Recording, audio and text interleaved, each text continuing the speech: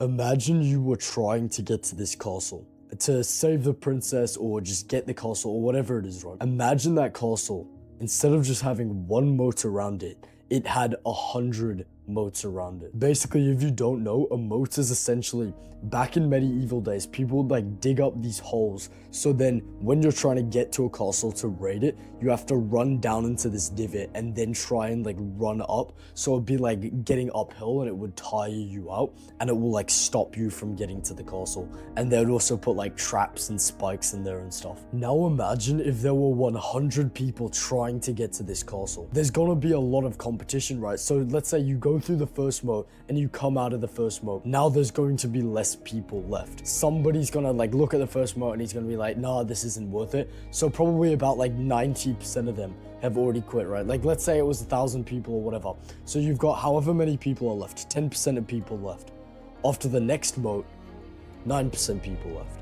After the next moat, 8% people left. After the moat after that, you get the point, right? Every single moat you go through, every single challenge you go through that gets you closer to the castle, anything that makes you feel demotivated gives you a reason to quit. If you keep on pushing through and stick with it, then somebody else is going to quit instead. This is what happened to one of my coaching clients. He had developed this business that he'd been working on for ages, and then he was making tons of progress. But then the summer holidays started, and it kicked him out of his regular routine, and because of that, he had a little more friction. Because he was kicked out of his usual routine, there was a bit of friction to like get back into the groove of things.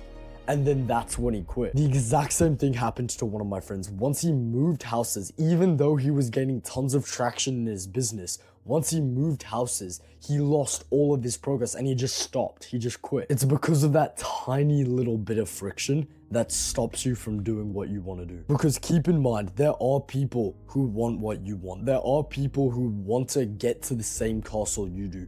But if you go through that moat, some of them won't come through it.